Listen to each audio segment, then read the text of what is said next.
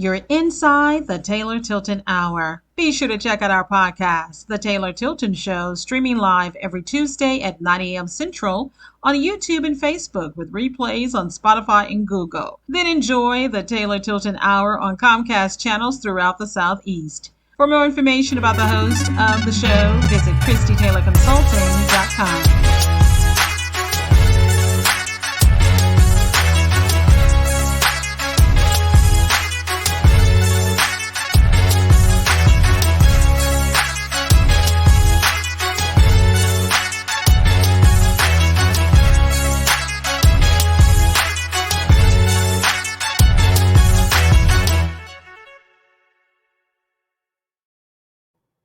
Welcome to a new edition of the Christie Taylor Show. I'm your host, Christie Taylor. Super excited to have you here on today. And for those who are new to the show, you're also inside the Taylor Tilton Hour. We are in several markets throughout the Southeast region. Learn more about me at ChristieTaylorConsulting.com, where you can also check out replays of the show on our YouTube channel, Christie Taylor Online. Now, for today, I want to make sure I get straight into it.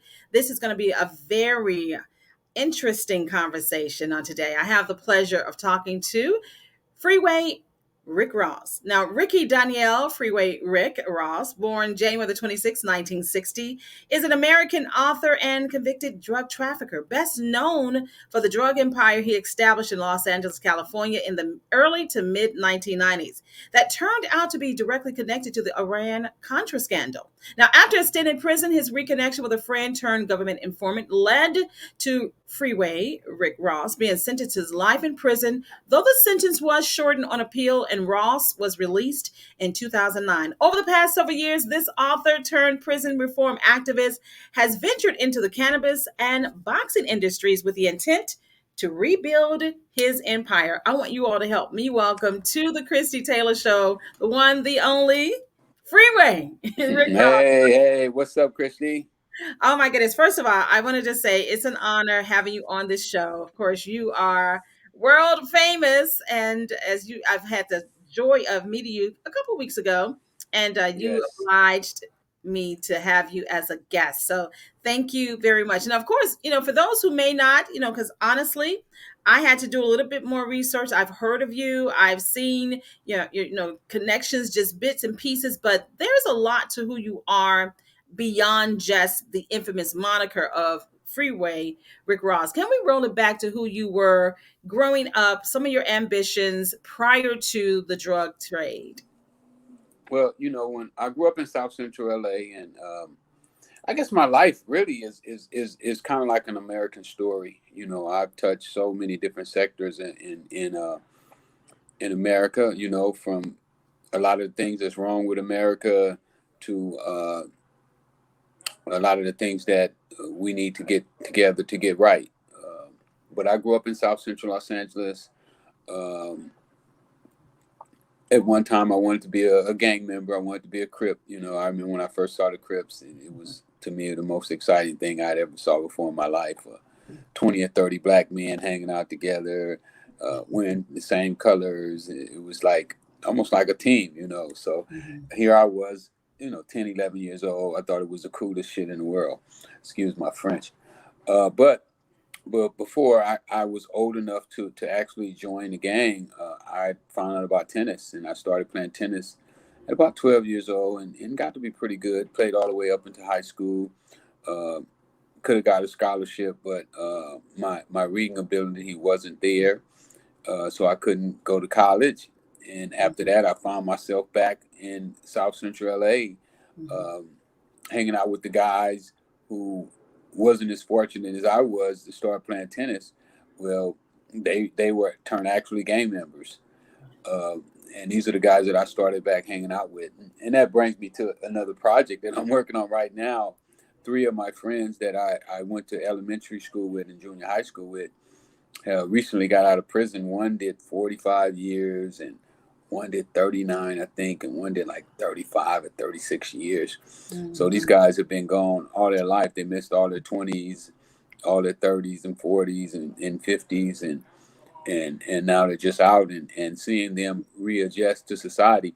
I did a lot of time myself. I did 20 years, but Right. it was a little easier for me because, when I went, I was 28 years old. So I had established myself as an adult a little Right. longer than they had. And watching them readjust to society is really interesting. Hmm. Um, so it gave me the idea of doing a documentary called The Evolution of Crippin'. Wow. I'm working on that right now, Wow. and it's going to be.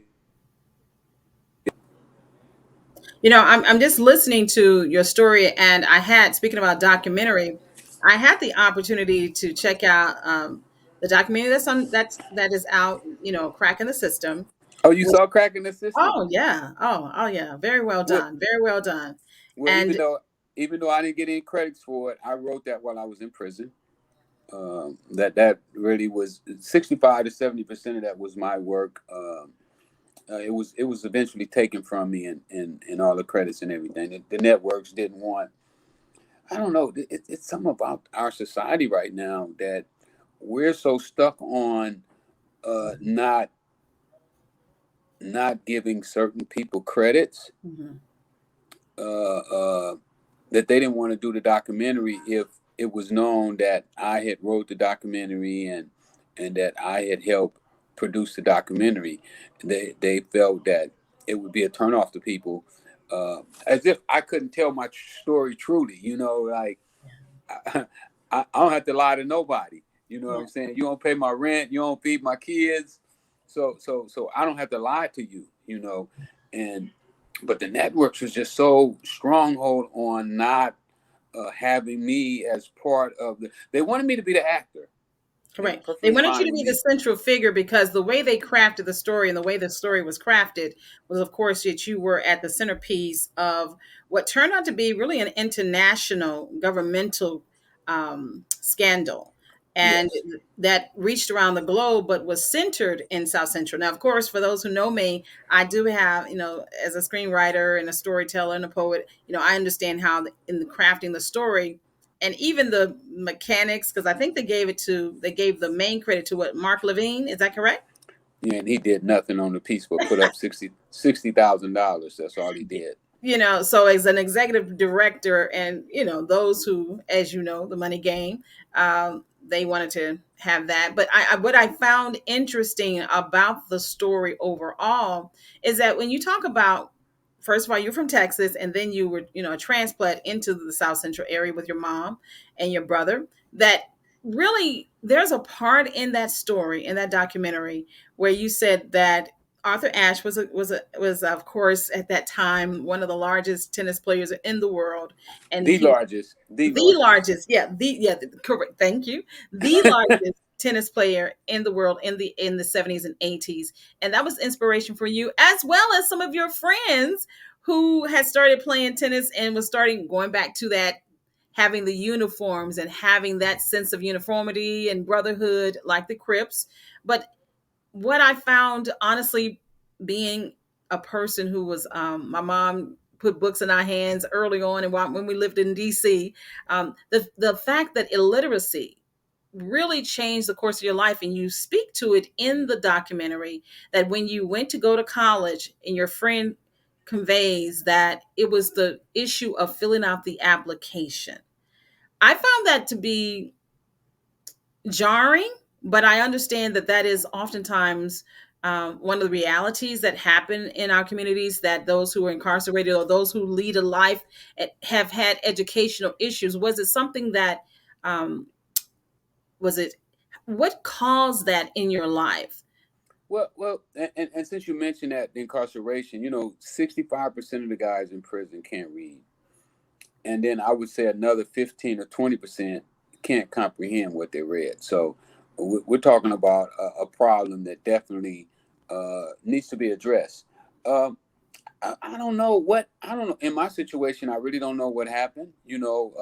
When I look at it, I say, Mhm, was it that the school didn't get through to me, mhm. or that my mom didn't get through to me, or did I just not want the information? You know, Understand. Mhm. any one of those could have been the factor. But we know that in South Central LA, you get subprime teachers. Okay. We don't get the best teachers. We don't necessarily have teachers that really want to see kids win. Uh, a lot of times they come here because they need a paycheck. They got to pay their rent, they got to pay their car notes, or so forth. So it's definitely a difference than somebody who really wants to see you win, trying to Mm-hmm. teach you. Mm-hmm. It's a different thing. And with my mom, she probably wanted me to win, but did she know how to Right. show me how to win? Mm-hmm. All of those are factors that, Mm-hmm. that we have to deal with when we're looking at this situation. I'm glad you brought that up, Ricky, about your mom wanting you to win, because I did love her role in the documentary that I saw. Of course, I do understand for those who are, be sure to go to his website, um, uh, Freeway Ricky Ross. Freeway. It's a tongue twister. Go to his website and be sure to check out all the things he's doing. Everything from the documentary to the books that you have authored to the industries that you are entering into. But specifically because it was a visual medium, and I do love film and documentaries. I loved how throughout the entire documentary, I saw your mother's heart up until the very end. I saw her heart, and I'm like, I see that woman every day. Living in Black America, growing up, in as they say, the ghettos of America, or the country, the backwoods of America. You see Black women wanting their children to win, even against the odds that they know exist. And I just want to touch on this before we move forward, because my mother, her father was a functioning illiterate, but of course he came from a generation or two before, and they were oftentimes tied to sharecropping as their way of making a means for their children. So there's always been that story of how the power of education, because that you speak to it once you go to prison around 28 and you begin to self-educate. Can we jump to that? And then I want to get into what you're doing now. Absolutely, absolutely. Well, I'm sitting in prison, and guys explained to me that the only way, uh, well, first thing they tell me is something to this effect. Why am I putting all my faith into this attorney that I had? And I tried to explain to him that I paid the guy a lot of money, and the guy liked me, you know, and the guy had to explain to me. He said, "Well, does this guy have other clients?" And I said, "Absolutely." Mhm. And he said, "You think he put you in front of all of his clients?" And I said, "It's possible." Mm, He said, "Okay, is he married?" mm, I said, "Yeah." He said, "Do you think he put you in front of his wife?" And I said, "I doubt it." mhm. He said, "Does he have kids?" And I said, "Yeah." He said, "Do you think he put you in front of his kids?" And I said, "No." He said, "Well, you shouldn't expect anybody to want you out of prison better than you want yourself out of prison." You know, And that, I love and that. that, I love that. that's when I started to read.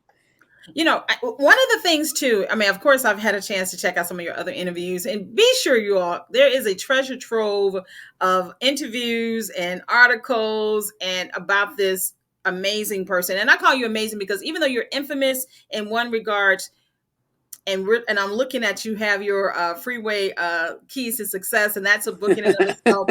How you have actually done, and one of the I think one of the subjects in the documentary said something that I feel is true for a lot of people who get into what we consider nefarious activities, is that you were not so much a a person that was trying to take over. What he said, a capitalist opportunist, which is the American dream, which is what America is built on. How do you capitalize on opportunities? And one of the things, when you realize that you couldn't go to school to pursue your tennis, you capitalize on the opportunity of the fact that drugs were available, that people were looking for that escape, and you enterprise them to the point that what almost over a half, well, almost toward the $1 billion mark, the way you created an infrastructure. But isn't that the same thing we see in any industry of how do you mass produce, mass distribute to the consumer? And Yes. that's something that oftentimes, I growing up, there's so many different stories I could tell, but growing up, I think that that's what we miss out on, is that the fact that you were enterprising and you were capitalizing on an opportunity, and then the government aided and abetted you Yes. with the supply to create a demand and then meet the demand.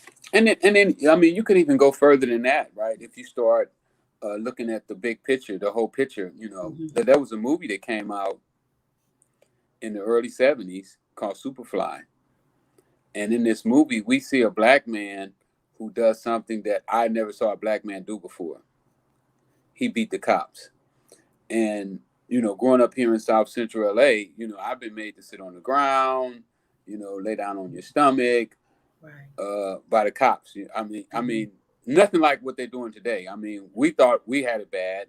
Nothing Right. like where we see a guy jump out the car and unarmed and get shot 60 something times. We're not talking Right. about that bad, but Yeah. we're talking about humiliated.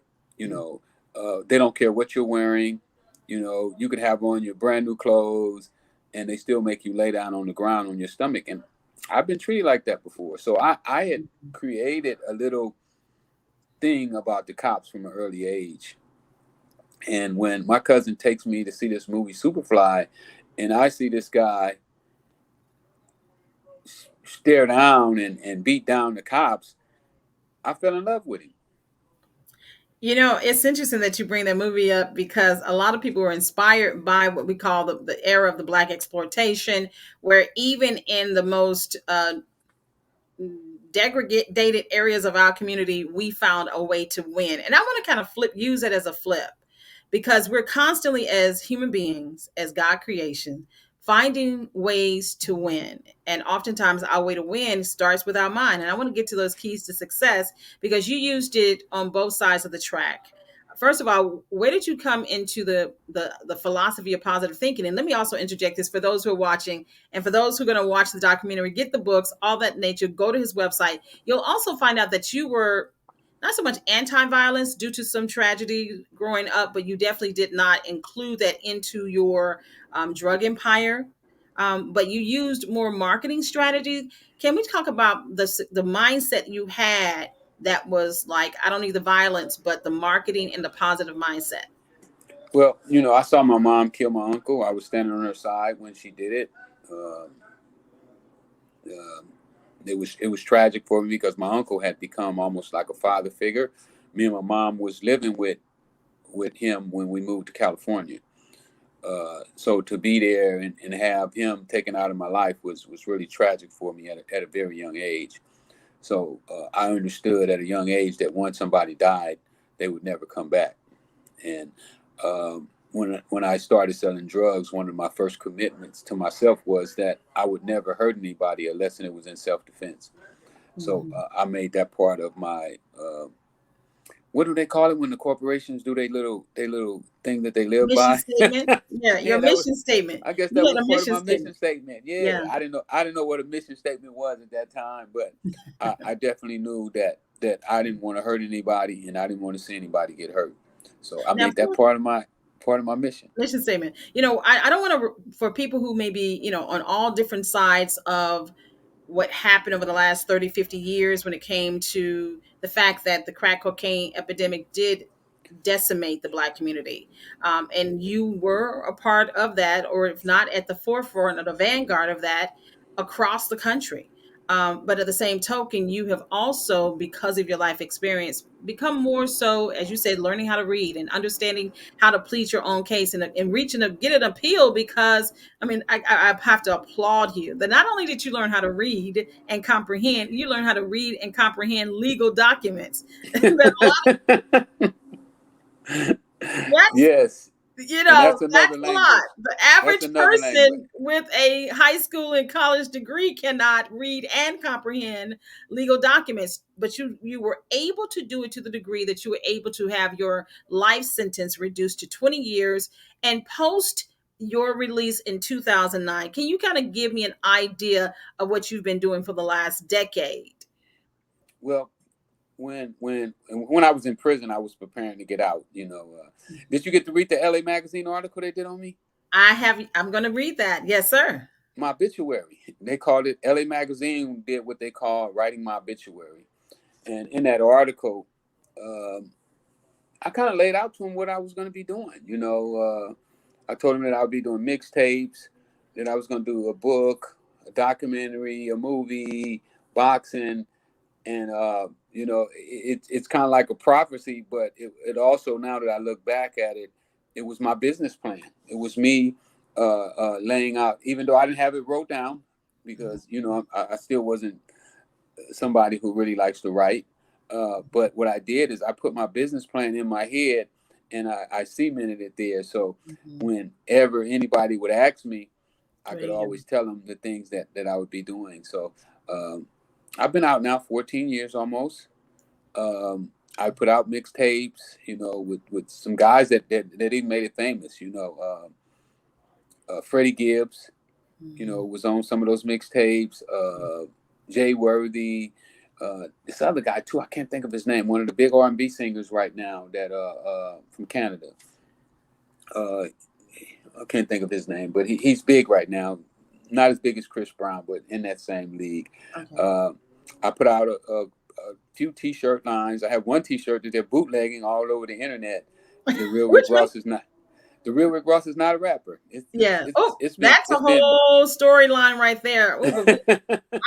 Okay, just Google that, ladies and gentlemen. The real Rick Ross versus the Rick Ross rapper. Just that's a storyline to itself. Okay, but beyond the clothing line, the mixtapes, you have also ventured into a lot of other amazing industries. Yeah, well, we have a movie that we're doing. We have a script that's been written by about 8 different guys from Hollywood. Everybody from Nick Cassavetes, who was award winner director, to the Hughes brothers, John Singleton, Reginald Hutland. They've all touched it. They all touched it. The late George Jackson touched it. Yeah. It's been some amazing people to actually. Don't let me forget my man Kush, who's one of the guys took the last swipe at it. Great writer from Detroit. I love Kush. Most people don't understand that filmmaking is a process, and there have been movies that have been on the desk or the laptop for 10 years, as I call marinating. Yes. We know that even with all the things that you're doing, post prison, is adding to the, I guess, yes. It makes it bigger. When I look at it and I say, well, when you got into the cannabis business, that's gonna make the movie even bigger. Then I got into boxing. I said, "Ooh, boxing is gonna make it even bigger." So it's like how they're responding, man. I was getting off a plane the other day, and I ran into a young brother who teaches at Harvard University, and he said that he teaches his class on me, and that I motivated him so much. But there's so many young brothers who are learning. One guy came up and told me that I make smart look cool. That's good. That's good. Make smart look cool. He told me one day, I ran into this kid. He said, "Oh, I know your secret to your success." And I said, "What is it?" He said, "Oh, you collect people." So he's read the book. Speaking of the book, these young people are loving. You have of course, the documentary. My autobiography. My autobiography is selling that like crazy. It ain't where I know it's going to go, because I believe everybody in this country is going to read my book one time. So I might wind up selling 300 million books one day. But I wrote that book when I was in prison with a life sentence, and I mean, even though I felt I was going to get out, but there's days that you like wonder, like, will I ever go home? Will I ever be a free man again? Because you understand that you're up against one of the most powerful nations in the world. When you go to court, it says United States government versus Ricky Ross. Mm-hmm. So that ain't no light statement to be going up against the United States government. Ask Russia. And they ain't even got the whole United States yet. Yeah. So I wrote that book because I knew that I may not ever get to see some of these young kids that needed to learn what I had learned through my trials and tribulations. So uh, that's how that I book came know. about. Yeah, I know recently you had a chance to go to Essence and you were selling your book and you were making, Essence being very women centric. Why do you want to make sure that women who are, let's just say, middle, upper class, middle mothers and probably professionals read your book? Well, women didn't really know about me because my stuff is more of a macho man type of thing. Like Mhm. the guys, you Yeah. know, with the money and the power, that has everything. Those are kind of like the guys who really like support my movement. Yeah. So with women, women are more like not all, but stay at home, watch TV type of thing. So I felt that they need to understand um, the economics um, of society. What it is, what it takes to be uh, just as powerful as your man. Why should your man be the one bringing in all the money when you have the capability of doing the same thing? So I thought it was very Wow. important that I reach out to them and that they find out Yeah. because there was some strong women in the drug business as well. It wasn't just oh That's true. man. That's true. That's I true. knew some women that refused to let the men outdo Understood. them. There's so much to your life and so many amazing things that I know you have going on, both, inside the industry and also, as you say, as an author and as a speaker and the giving back. But for those who want to get to know more about you, where can we learn about Freeway Ricky Ross? Well, you can go to some of my websites. The main one is probably freewayRickyRoss.com. You can get my books there. You can get the T-shirts and other things that I'm doing. Also, you can go to the Millionaires Club. But there's so many interesting articles that's been written about me. Like I said, I was a feature story in Esquire magazine when they were writing the story. It was a debate at the office about Mhm. should they give Obama the cover of the 80th anniversary, or would it be politically correct to put me on the cover? Wow. Eventually, Obama and about 15 others wind up getting the cover. Mhm. But I make a joke in the colleges when I go speak. They gave Obama and them the cover, but they gave me the magazine. So, Ah! so Ooh, I okay. settled. I settled. You know what I'm saying? I was good with that.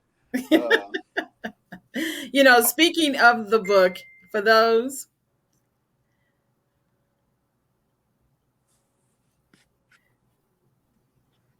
you can actually, yes, that's the book. Go to Amazon, go to your favorite digital platform, go to your favorite bookstore, get the book. I got to get a copy now. I understand that there is also an audio version.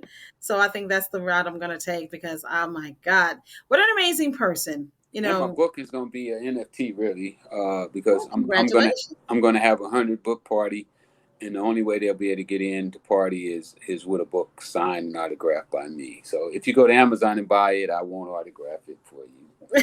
But if you want the signature, ladies and gentlemen, he's letting you know. Go to You my better just website, go to his website. If you want to be in the inner circle, go and to the website. that party is gonna be off the chains because I'm about to be a billionaire, Well, congratulations. I know and, you've been grinding. I don't know what I'm gonna do with all that money. Well, I got some projects for you to invest in. I got some projects for you to invest in. I have a 501c3 nonprofit. Anything that has to do with art, culture, and making the world a better place. There's a lot of great things in our communities that definitely would need your support. And of course, your wisdom, your insight, your life lessons. We need all that you are. We really appreciate you for the Appreciate journey you. that you've been on and the wisdom that you're now, sharing with the world. Thank you. You're very welcome. Well, thank you all so much for hanging out with us today. We are definitely excited to have this gentleman with us. We are moving into a new phase of living, and we just celebrate all that is who he is. And thank you all so much for watching the Christie Taylor Show.